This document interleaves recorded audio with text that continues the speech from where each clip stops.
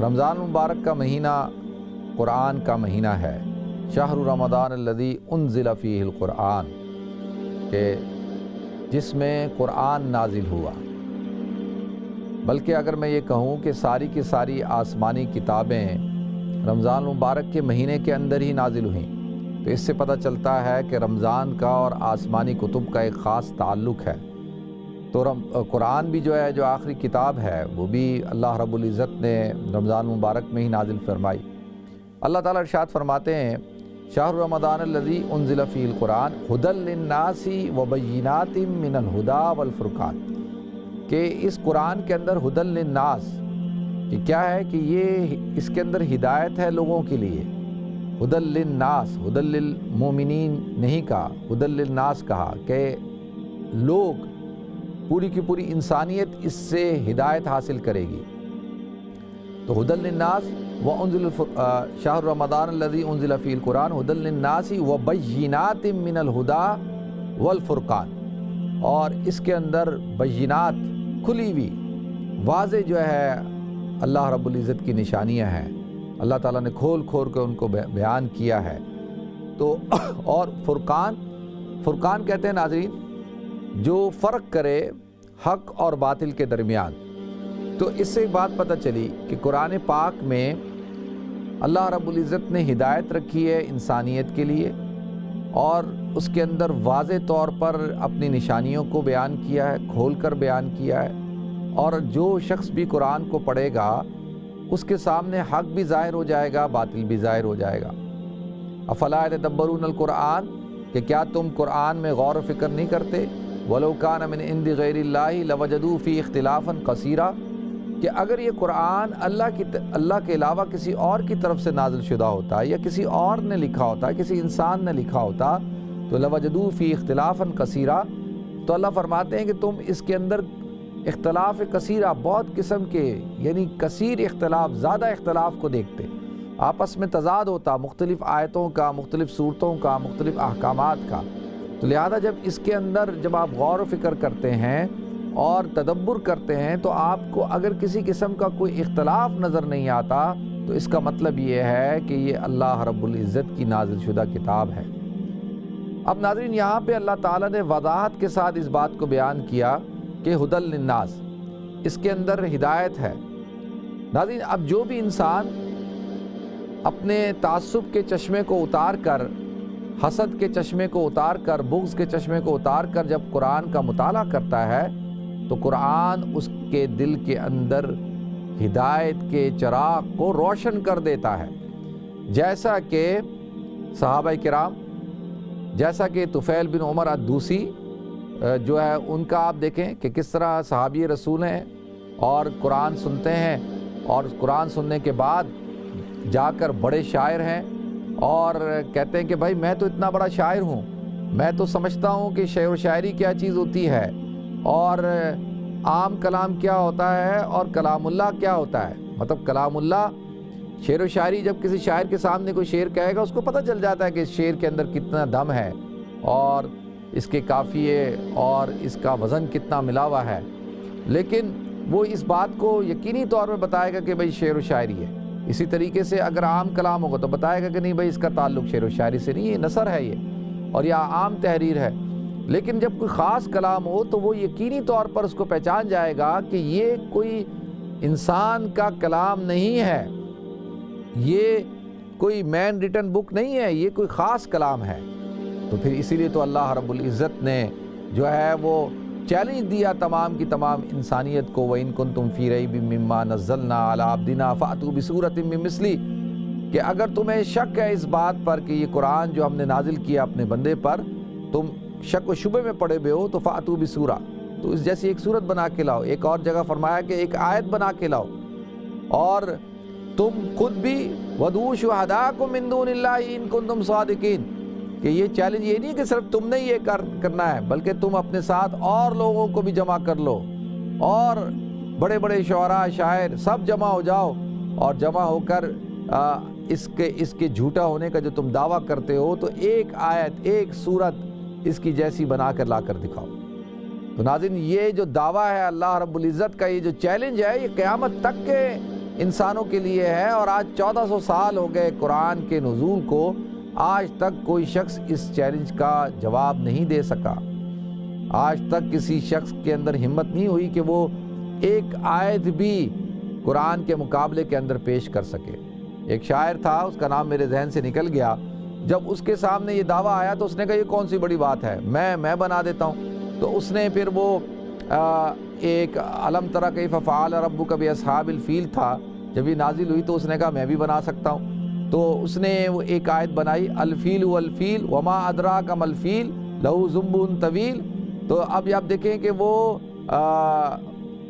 کیا کہہ رہا ہے، الفیل ملفیل وما ادراک ما الفیل، ہاتھی کیا ہے، تم کیا جانتے ہو ہاتھی کے بارے میں،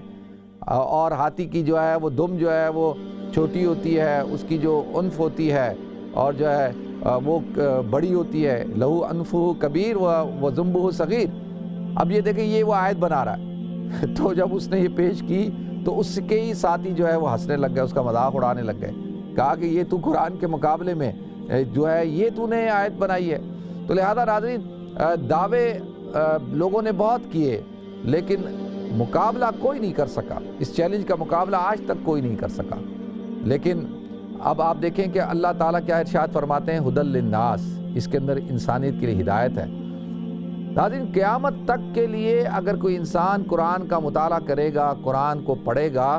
اللہ رب العزت اس کو ہدایت عطا فرمائیں گے۔ لیکن شرط کیا ہے؟ شرط یہ ہے کہ ہدایت حاصل کرنے کی نیت سے، رہنمائی حاصل کرنے کی نیت سے، بغض کی وجہ سے نہیں، اناد کی وجہ سے نہیں، دشمنی کی وجہ سے نہیں کہ بھئی جو ہے وہ اس کے اندر سے میں کوئی کمی کوتاہی نکالوں گا، نکال ہی نہیں سکتے۔ آج تک آپ دیکھیں بڑی بڑی باتیں ہوں گی، احادیث پہ ہو جائیں گی، اسلام کے اوپر ہوں گی، ادھر ہوگی ادھر ہوگی، صحابہ کے عمل پر ہو جائے گی، مسلمانوں کے آپس کے اختلافات پہ ہو جائے گی، شیعہ سنی پہ ہو جائیں گی، لیکن قرآن پر کوئی نہیں کر سکتا۔ قرآن کے اوپر کسی کے اندر ہمت ہی نہیں ہوتی۔ یہ قرآن کا جیتا جاگتا اعجاز ہے، معجزہ ہے جو اللہ رب العزت نے اس امت کو عطا کیا، کیونکہ یہ امت ایک آخری امت ہے اور اللہ رب العزت نے قیامت تک اس امت کو رکھنا ہے، اور اس امت کے ذمے اللہ رب العزت نے امر بالمعروف اور نہی عن المنکر کے فریضے کو جب لگا دیا، کنتم خیر امت اخرجت للناس کا جب اللہ رب العزت نے لقب دے دیا، تو اللہ تعالیٰ نے امت کو پھر معجزہ بھی ایسا عطا فرمایا جو قیامت تک کے لیے ہے۔ نبی بھی وہ جو آخری نبی ہے اور جس نبی کے بعد کوئی نبی نہیں آئے گا، اور اللہ رب العزت نے اس نبی کو معجزہ بھی وہ عطا فرمایا کہ جو ایسا معجزہ ہے جو قیامت تک کے لیے معجزہ ہے، اور اس معجزے کا کوئی مثل بھی نہیں لا سکتا۔ تو لہذا اب قرآن تو یہ دعویٰ کر رہا ہے کہ آ جاؤ۔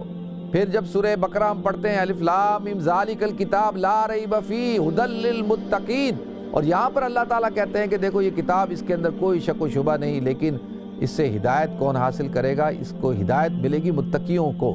تو لہذا ناظرین، قرآن ہدایت دیتا ہے کن کو؟ متقیوں کو، اور متقی اس سے خاص رہنمائی حاصل کرتے ہیں۔ اور پھر آگے بیان کر دیا الذین یؤمنون بالغیب ویقیمون الصلاۃ ومما رزقناہم ينفقون، اور یہ اللہ تعالیٰ نے بیان کیا متقی کون ہے۔ متقی وہ ہے کہ جو نماز قائم کرتا ہے، غیب پر ایمان رکھتا ہے، جو زکوٰۃ دیتا ہے، جو آخرت پر ایمان رکھتا ہے، یہ متقی ہے۔ اور قرآن میں اللہ رب العزت نے ارشاد فرما دیا جو شہر رمضان الذی انزل فیہ القرآن سے پہلی جو آیت ہے، یا ایھا الذین آمنوا کتب علیکم الصیام کما کتب علی الذین من قبلکم لعلکم تتقون، تاکہ تم متقی ہو جاؤ۔ روزہ رکھنے سے انسان کو تقوی حاصل ہوتا ہے، ایک بندہ مسلمان بندہ، مومن بندہ متقی بن جاتا ہے، متقی کے درجے پہ، تقوی کے درجے پر فائز ہو جاتا ہے۔ پھر اس کے بعد اللہ رب العزت کہتے ہیں کہ دیکھو سورہ بقرہ میں کہ ذالک الکتاب لا ریب فیہ ھدی للمتقین، کہ اس کتاب سے حقیقی طور پر جو رہنمائی حاصل کریں گے وہ تو متقی حاصل کریں گے۔ یضل بہ کثیرا ویہدی بہ کثیرا وما یضل بہ الا الفاسقین۔ پچھلے دنوں میں میں نے ایک کلپ ریکارڈ کرا رہا تھا، تو اس میں نے یہ کہہ دیا کہ بھئی اس قرآن سے یضل بہ کثیرا ویہدی بہ کثیرا قرآن کہتا ہے، میں نہیں کہتا، یہ اللہ رب العزت کی کتاب میں اللہ نے کہا کہ اس قرآن کو پڑھ کے بہت سارے لوگ گمراہ بھی ہو جاتے ہیں۔ یضل بہ کثیرا ویہدی بہ کثیرا وما یضل بہ الا الفاسقین۔ پھر آگے فرمایا گمراہ کون ہوتا ہے؟ گمراہ وہ ہوتا ہے کہ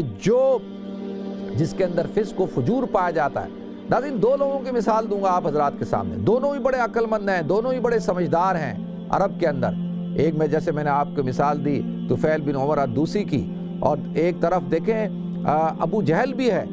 ابو جہل بھی چھپ چھپ کر جب اللہ کے رسول قرآن کی تلاوت کرتے تھے تو ابو جہل بھی قرآن سنا کرتا تھا، اور اس کو بھی پتا تھا کہ یہ قرآن اللہ کی کتاب ہے، لیکن جب وہ سنتا تھا، اس کو پڑھتا تھا، تو اس کو اس سے ہدایت نہیں ملی ہے، وہ گمراہ ہوا۔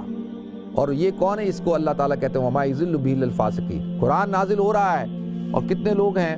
جو قرآن سنتے ہیں، پڑھتے ہیں، لیکن ان کو ہدایت نہیں ملتی ہے، وہ ہدایت حاصل نہیں کرتے، کیونکہ ان کے اندر فسق ہے، فجور ہے، کفر کا جو مادہ ہے وہ اتنا مضبوط ہے کہ وہ چاہتے ہی نہیں ہے کہ ان کو ہدایت ملے۔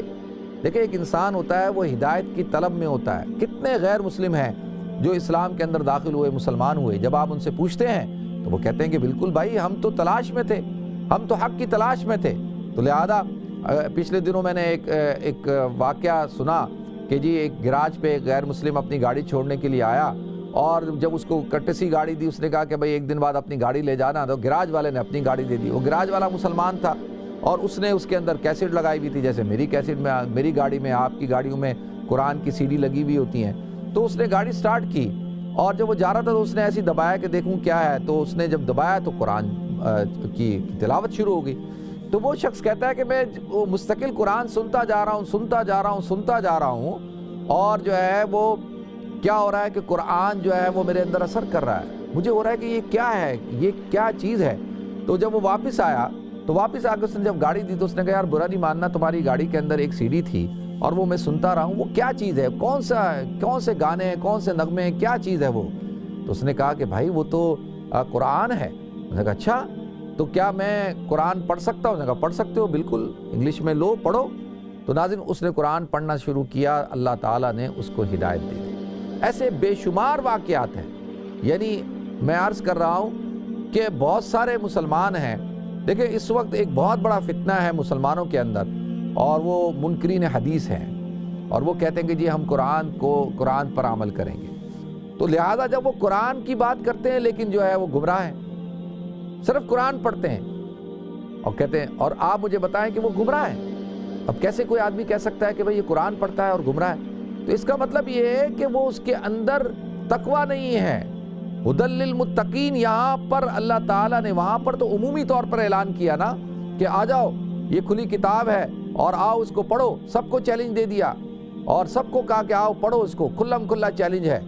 اور دوسرا پھر کہا کہ لیکن اگر تم تقوی رہنمائی حاصل کرنا چاہتے ہو اور تم چاہتے ہو کہ تمہیں ہدایت ارات الطریق حاصل ہو جائے تو اس کے لیے ہدی للمتقین ہے۔ وہ یہ متقیوں کو اول درجے کے اندر جو ہے وہ آپ کو ہدایت مل جائے گی، ایمان مل جائے گا، لیکن سیدھا راستہ اہدنا الصراط المستقیم، تو اس کے ساتھ اگر تم نے چمٹنا ہے تو واعتصموا بحبل اللہ جمیعا ولا تفرقوا، تو اللہ کی کتاب کو مضبوطی سے تھامنا ہوگا۔ بحبل اللہ، اللہ تعالیٰ نے یہاں پر اپنی کتاب کو حبل سے تعارف کروایا ہے، اور اس کی مثال ایسے پیش کی جیسے کہ رسی۔ دیکھیں بحبل اللہ، رسی، اللہ کی رسی، تو اللہ کہتے ہیں کہ دیکھو جب اللہ کی رسی کو تھام لو گے تو گمراہ نہیں ہوگے۔ لیکن ناظرین رسی جتنی مضبوط ہو اتنی پائیدار ہوتی ہے، اتنی فائدہ مند ہوتی ہے۔ مثال کے طور پر ایک آدمی کسی گھاٹی کے اندر، کھائی کے اندر، کنویں کے اندر گر جائے اور وہ پکارے کہ مجھے نکالو، اور اوپر ایک شخص کھڑا ہو، اس کے پاس ایک رسی ہو لیکن وہ رسی جو ہے مضبوط نہ ہو، تو اب دونوں نے، اوپر والے نے بھی مضبوطی سے پکڑا ہوا ہے، نیچے والے نے بھی مضبوطی سے پکڑا ہوا ہے، لیکن اگر رسی مضبوط نہیں ہوگی تو رسی ٹوٹ جائے گی۔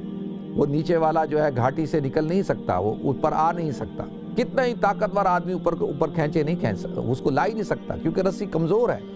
پھر یا تو دیکھیں رسی مضبوط ہے لیکن اوپر والا شخص جو ہے وہ کمزور ہو اور نیچے والے نے بڑے مضبوطی کے ساتھ پکڑا ہو، تو اب آپ مجھے بتائیں وہ جتنی مضبوطی دکھا لے، جب تک اوپر والا کمزور ہے وہ کھینچ ہی نہیں سکتا، اس کے اندر طاقت ہی نہیں ہے۔ چلے اوپر والا بھی مضبوط ہے، رسی بھی مضبوط ہے، لیکن نیچے والا پکڑنے والا جو ہے وہ کمزور ہے، تو اب آپ مجھے بتائیں کہ وہ کتنی طاقت لگا لے، اوپر کھینچ لے اس کو، نیچے والا کی جب گرپ نہیں ہوگی، کمزوری ہوگی، تو وہ بھی نہیں نکل سکتا۔ تو اللہ نے فرمایا کہ یہ جو کتاب اللہ ایک ایسی رسی ہے کہ اوپر والا بھی مضبوط ہے، اللہ رب العزت کی ذات، اور یہ کتاب اللہ یہ بھی مضبوط ہے، اور جو ہے یہ اس کی مثال ایسے رسی کی، اور اسی طریقے سے نیچے پکڑنے والے کے اختیار پہ اللہ نے چھوڑ دیا کہ اب یہ ہم ہیں کہ ہم نے اس کو کتنی مضبوطی کے ساتھ تھامنا ہے۔ رسی بھی مضبوط، اوپر والا ہاتھ بھی مضبوط، لیکن ہم جبھی اس گمراہی سے نکل سکتے ہیں کہ جب ہم اس کو وَاعْتَصِمُوا، جب ہم اس کو مضبوطی کے ساتھ تھام لیں اللہ کی رسی کو۔